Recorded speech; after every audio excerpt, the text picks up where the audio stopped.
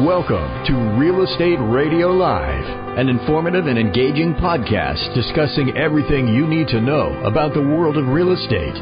Your host, Joe Caccera, provides you with insight and guidance on how to buy, sell, finance, and invest in real estate. He also offers real estate tax management strategies, new construction advice, home improvement tips, and much, much more. And now, to guide you around the world of real estate, here's your host and Real Estate Radio Live team leader, Joe Caccera. Good afternoon. Welcome in. Joe Caccera with Real Estate Radio Live. Thank you for those that are following us on Facebook. We appreciate the follows. We appreciate the continued audience to try to reach us in so many different ways. And, of course, we would love to have you download the podcast. We do this show to get it distributed to as many people as possible, and we get thousands and thousands of downloads each month, so we want to try to keep growing that.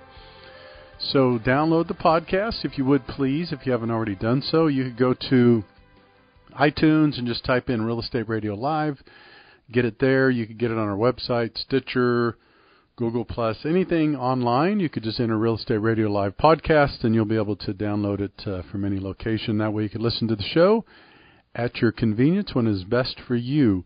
So those that are just tuning in for the first time or listening to the podcast for the first time, just a quick reminder, the objective of this show has been, since I started over 8 years ago, live radio and podcast, and that is to educate and inform the consumers and the audience as much as possible, not necessarily to make you an expert, but we believe in the power of education and information, so we want to try to pass it on to you, and we hope that we continue to build that loyalty, if you will, because we hope that we provide valuable content and information. You hear me say this all the time, and I'll continue to say it because it's a good accountability feature for me, and that is I never want to do shows. I never want to get into the habit, if I do, I won't do this anymore, where it's just a show to fill time, or it's just something that everybody else knows about, or you're going to hear on the news every day, or I'm just going to fill the time with data and statistics and information.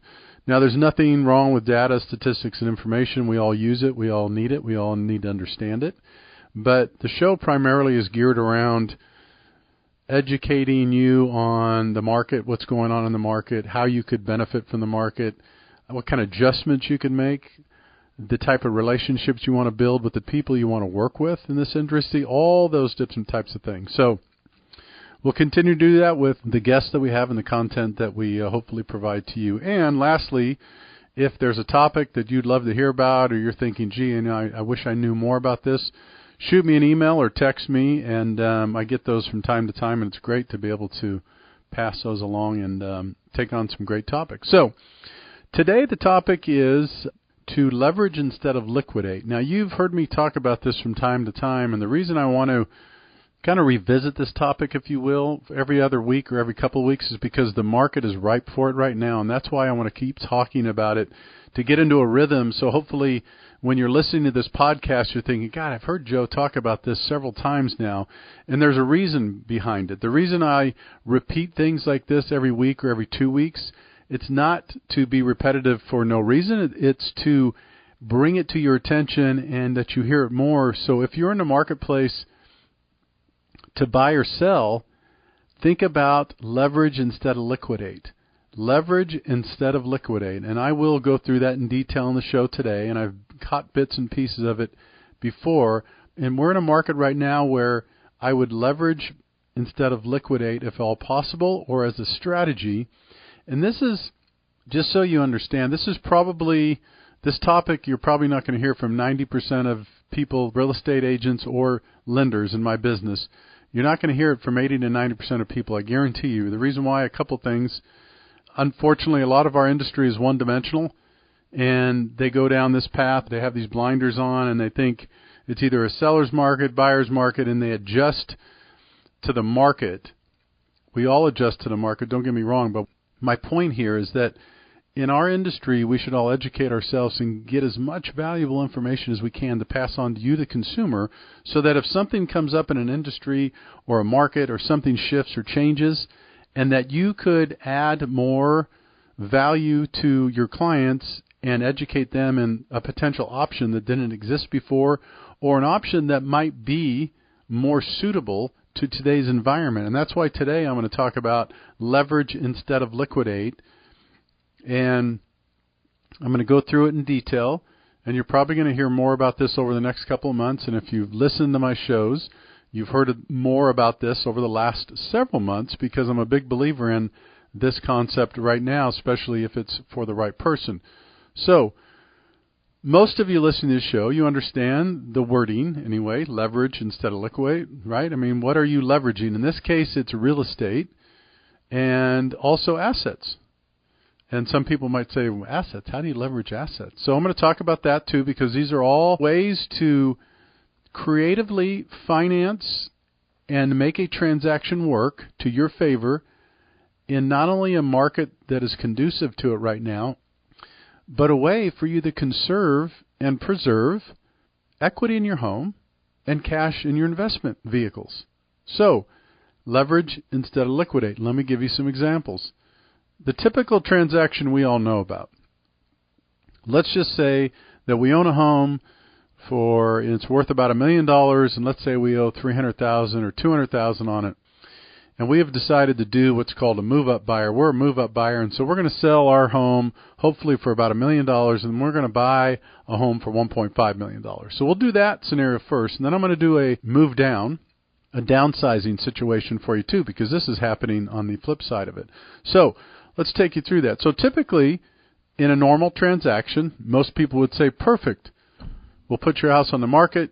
You're going to have to sell it before you could buy a house, and it's a tough market, so we have to be really careful with timing, because you know what? You can't quite put your house on the market if you're not quite ready to buy a house. And if you put your house on the market, what happens if you get an offer too soon? And what if you don't find that house you love, but yet you get in the contract on the house you sell? And so it's a real tricky thing. So you're going to hear these types of things from people in the real estate industry and the lending business for the most part. And they're not going to give you any more details about that. They're going to say, this is what you have to do.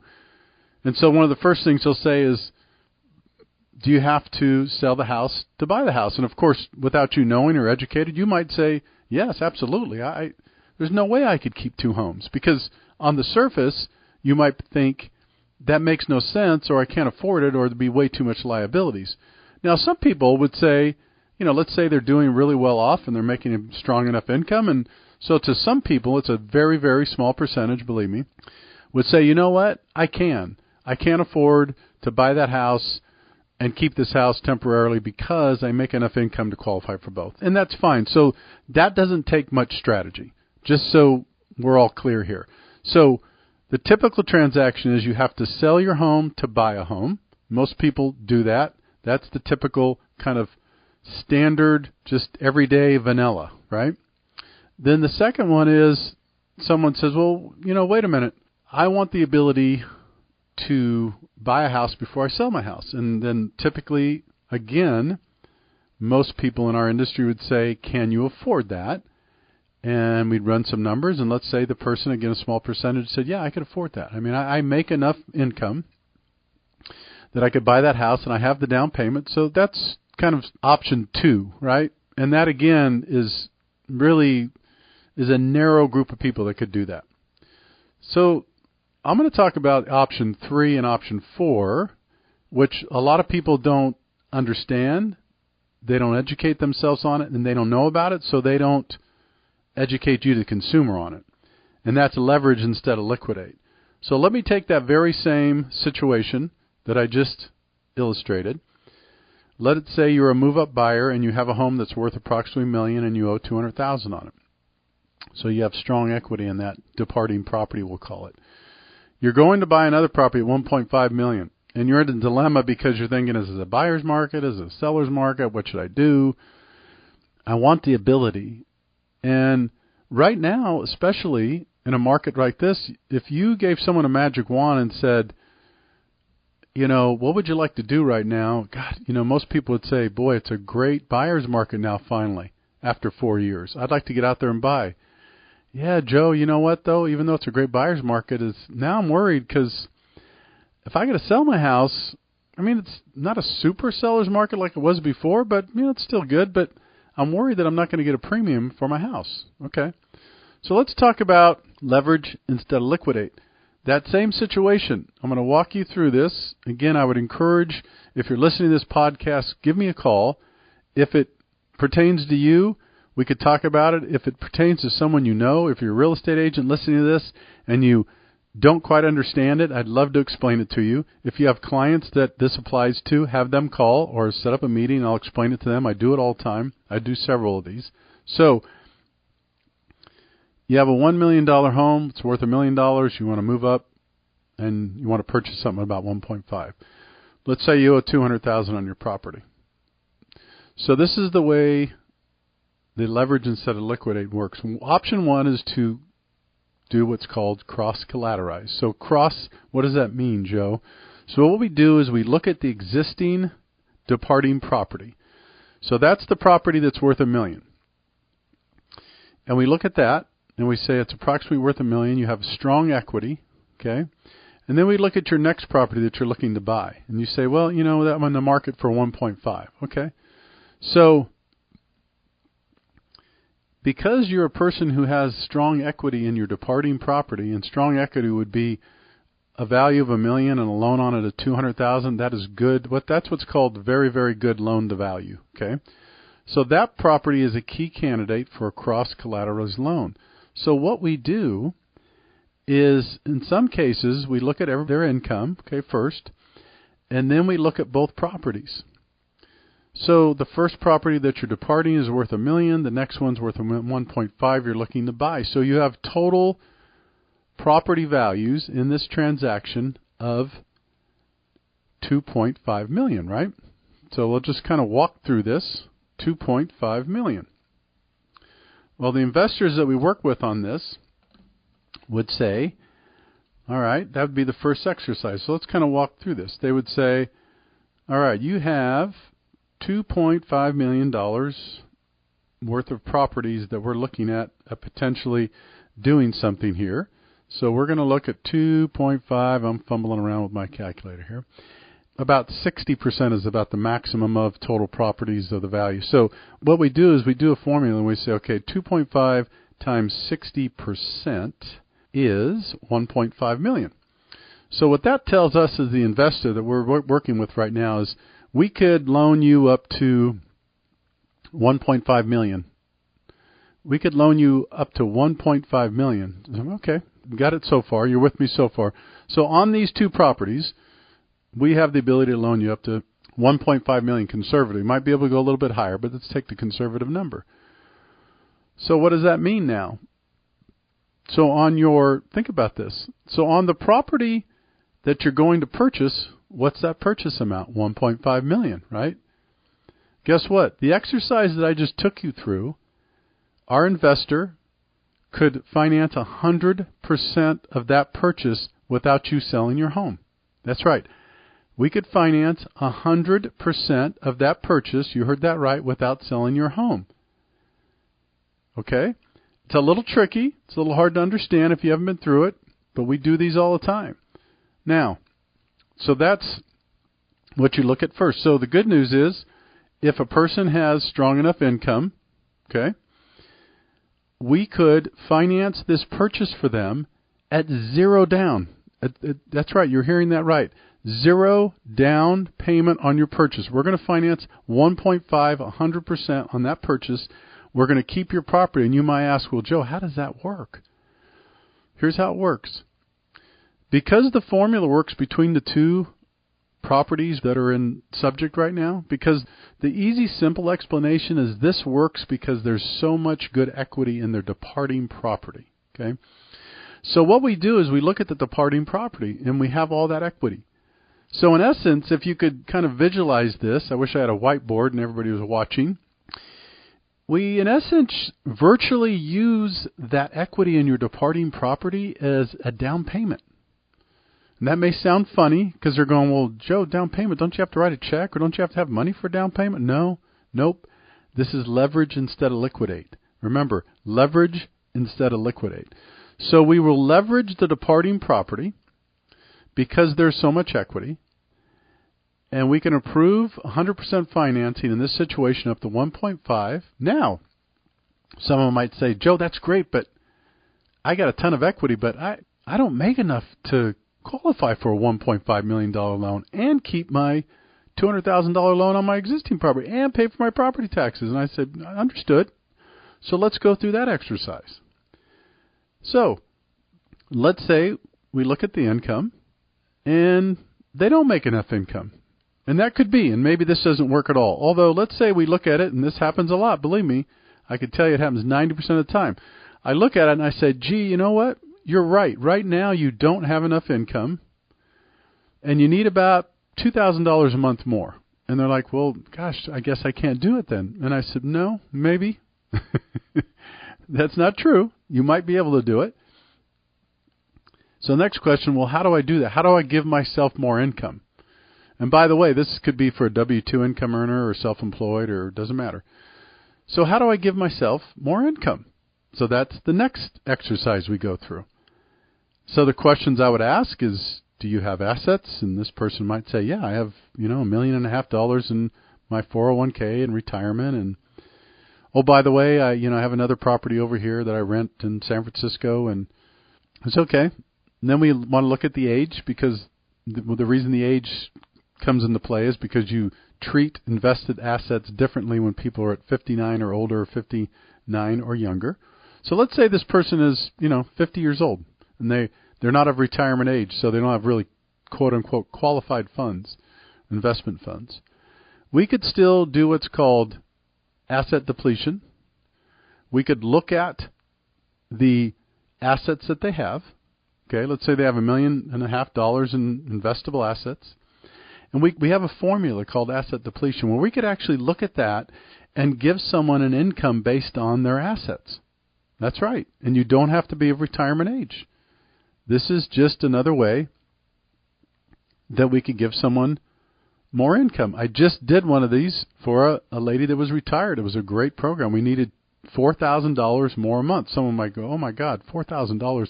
How do you get $4,000 or more a month in income? Guess what? We needed $4,000 more a month for her to qualify for this 100% cross program that I'm talking about right now.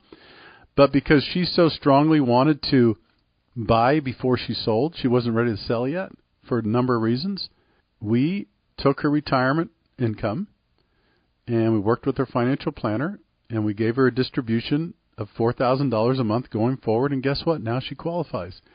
I know I'm running through it pretty quickly, and I know it's probably confusing, but this is really important for you to understand. If you're listening to this podcast, please call me.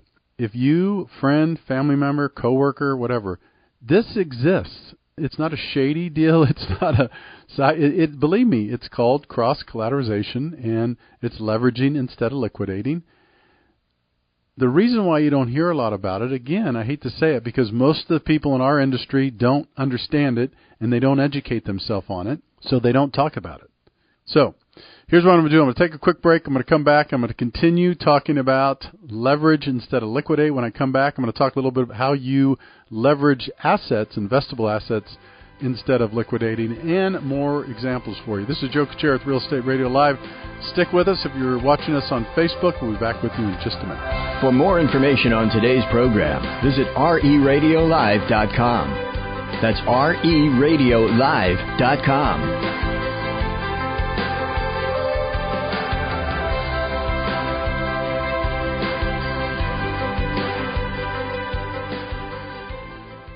How would you like the opportunity to secure a record low interest rate while buying and or selling your home? In addition, how would you like to save 20% or more on your entire real estate transaction? Finally, how would you like to bundle all your real estate services in one location? Well, now you can achieve this with BundleSelect.com. That's right, save on real estate lending and title. With BundleSelect.com, technology and a personal concierge are at your service to save you time and money. BundleSelect's hand-picked team of experts will save you thousands of dollars by bundling real estate lending and title services. BundleSelect.com gives you all the control, including using your own realtor. I'm Joe Kuchera with Real Estate Radio Live, and I have been on the radio educating consumers for years. I'm here to tell you BundleSelect.com is the best way to save money on real estate. By bundling services, you could save tens of thousands of dollars. Visit BundleSelect.com. The estimated minimum savings are based on a comparison with the national average. Individual results may vary, and the estimated savings are not guaranteed. Bundle Select Inc. is a licensed real estate broker. California Bureau of Real Estate Broker license number 004666902.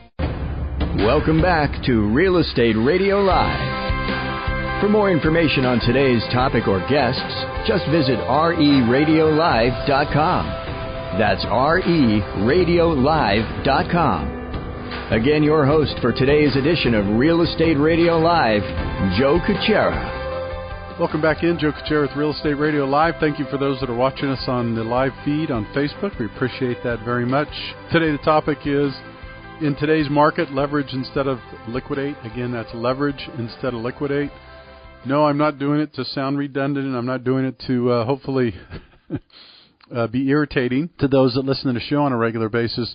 Let me explain the reason why I've been talking a lot about this strategy the last couple months, and I'll continue to do so probably through the next several months, is that it's a great opportunity right now for people to really have the best of both worlds, if they're up to it and if they understand and if they're educated and if they could qualify for it. Unfortunately, too many people in our business, real estate agents and lenders, they don't understand this, so they don't talk about it, so they avoid it. And here's the sad part I hear a lot.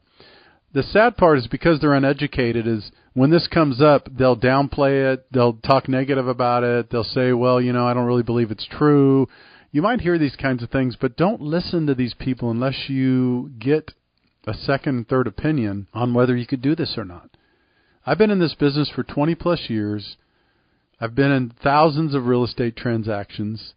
I've done over 1,500 interviews in the radio in the last several years. I've done a large amount of podcasts, on, back and forth. So my point behind bringing this up is that I wouldn't be talking about this if I didn't believe in it and if I didn't see it work and if I don't do it every single day. And I've done more and more of them recently because more and more people are realizing there's other options. And what I would hate to see is that someone gets on the sideline or decides to bail out of a potential purchase or an opportunity because they didn't have all the options available to them. All of us have been there. We bypass, something happens, and we later find out, wait a minute, you're telling me I could have done that? To me, that's frustrating. That is really frustrating because I try to pride myself on educating myself on everything before I make a decision. So if there are options left out, either intentionally or unintentionally, and you're not educated on something where you could have made a transaction or made a deal work, but you didn't know about an option, I'd be upset. And so this is why I'm sharing it with you, and this is why I'll continue to talk about leverage instead of liquidate, because it's a great option for those that understand it and that could qualify for it. So I gave the example in the first segment of how that works on a buying up, a move-up buyer, they're called. Let's talk real quickly about how this works with someone that's downsizing. I just did 2 of these last month. And there's a couple more coming in, I'm sure, in January that I know of. So this also works, by the way, for someone that is selling their home for $1 million and downsizing, buying a home for $600,000 or $700,000. The same principle works. Matter of fact, it's easier in some ways because you're leveraging less money. So I'll just run through it real quick, but it's the same principle. If your home that you're departing is worth $1 million and you only owe $200,000, let's say for example, and you're going to buy a home for $700,000, right? You're downsizing. This same principle works. As long as you have enough equity in your departing residence, you could do this. And the mistake that people make is they say, Joe, I can't qualify for this. And you're right, maybe you can't. But what if you could? And what if this made sense? And then some people might say, well, why would I even do this? And that's a good question. It's not for everybody, by the way. This program and these options are for people who want to exercise strategies without taking a lot of money out of their house, without selling their house right away, without listing their house right away. And by the way, the other piece that I didn't add that I need to add in on this is, guess what? Your departing residence in these scenarios, we could show it being rented. That's another way to increase your income. You might say, well, what are you talking about, Joe? Remember I said we look at your income first, and then we also look at assets, and we could potentially give you more income with assets, okay? Guess where else you could get more income? You could get more income renting your departing property. Listen to this. if that departing property worth $1 million, let's just say, for example, you owe $200,000 on it. Let's say your total liability on that house with your mortgage payment, your property taxes, and insurance. Let's just say, it's $2,500 a month. Okay? Let's say it's $2,500 a month for everything. And you could rent that house for $5,000 a month. Now, there's a percentage that we use. We only use 75% of the net income, so that'll change a little bit. But let's just look at these numbers real quickly, simply.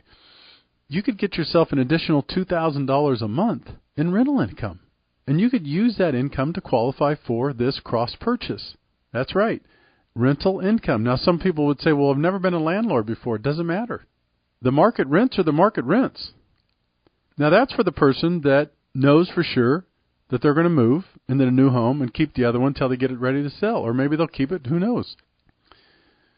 You might have a person that says, Joe, I don't really want to do the rental income because I'm going to stay there for another 3 months while I go back and forth. I'm going to need to move. I'm going on the country. So all kinds of reasons why someone might want to do that. But here is the point. The point is there are options to do this. And so the next question would be, why do people do this, Joe? Okay, let me give you some reasons. One, they want the ability to have a more competitive offer. In other words, they want to have the ability to make an offer on a purchase without a contingent offer on their sale. That's one reason. Second reason is someone's just not ready to sell their home. They're like, I want to hang on to it for a while. Or I'm not ready to sell it. I want to buy that house because I'm getting a great deal over there, and I'm not ready to put my house on the market till March of next year. So you know what, Joe, let's take a look at this program. That's another reason. Another reason is they want some time, and they want to leverage the equity instead of pulling money out of an account right away. Let me give you another example why someone might do this. Let's say someone doesn't want to quite come up with the 20 or 25% down that's required in a structural, normal, conventional purchase. And they say to me, Joe, and I've had this happen to before, they say, Joe, God, I'd love to make this purchase, but I don't have the down payment. I won't have the down payment for 3 or 4 months. Why is that? Well, when I'm coming in, I'm going to sell some stock. I'm going to give a big bonus, and I'm going to have this 25%, but I won't have it for 3 or 4 months. Okay, that's another reason someone would do the cross program, because that way they don't have to put anything down or very little down, knowing full well that they're going to have the money 3 or 4 months from now, and then when they get the money 3 or 4 months from now, then we could go in and put them right back into a normal traditional transaction because now they have the money. That's another reason people do this. Leverage instead of liquidate. And remember, the other things you could leverage are, we talked about assets, right? So the two things primarily are any type of assets for the most part, and then real estate. It doesn't have to be your primary residence, by the way. Let me just make that clear. This happened too just a couple months ago. Let's say your primary residence is worth $1 million, but you owe $800,000 on it. So there's no room to leverage that, in other words, okay? So let's say you owe $800,000 on your primary residence. There's no room to leverage. But you say, hey, listen, Joe, I got a condo in San Francisco that's worth $2.5 million, and I own it free and clear. Perfect. Let's cross that. So we could use this same program, crossing another property. Could be a second home, could be a rental property, could be multiple properties. You might say, hey, I have 4 properties, and each of them have X amount of equity in them, and we could cross all 4 of them if we needed to. Now, again, this is not for everybody. Let me make sure I'm clear. This wouldn't be for a person that's very conventional and conservative and just they don't want to buy unless they sell, and that's okay. But again, these in a market like this where people need flexibility and they need options, and I will say it before I sign off today, it is a great buyer's market. We were doing a lunch and learn today with a company over in Redwood City. We had a great group of people. We did a lunch and we did an educational process on the real estate and mortgage and financing and buying and selling, and they had some great questions, and we talked about the market. And I told everybody, they asked my opinion on the market. I said it's a great time to buy. I still believe in that. It is a great time to buy. So for those people that would counter that and say, well, Joe, I'm concerned about that statement because what if the housing market goes down another 5%? I don't care. And the reason I don't care is that I'm talking about a primary residence. if you're looking to buy a property and you're going to hold it long term, so when I say long term, I say 7 to 10 years. That's my idea of minimum long term. If you're in the market to buy a property and hold on it for 7 to 10 years, now is an incredible time to buy. The reason is that this has been a tough buyer's market for the last 3 or 4 years, and it could get tough again next year. Believe it or not, if this inventory shortage happens again next year, I know some of you are laughing and thinking that would, believe me, it could happen again. Here's why. It's a strong business market. There's a lot of people who can afford homes, and there's no place to build. So inventory could dry up quick. So don't kid yourself. Now is a great time to buy. If I could help you with any of these strategies, any of these options, that's what I do. I help people finance every day. I work with real estate agents. If you need referrals for real estate agents, financial planners, CPAs, real estate attorneys, I could help you with all that. All right, I want to thank you for tuning in today. I want to thank you for, again, being such a great audience and giving me great feedback from week to week. Remember, for more information, you could always go to RERL-1583.com. And until next time, have a great afternoon. Take care. You've been listening to Real Estate Radio Live. For more information on today's program, visit RERadiolive.com. That's RERadiolive.com. Subscribe to our podcast. Discover more at RERadiolive.com.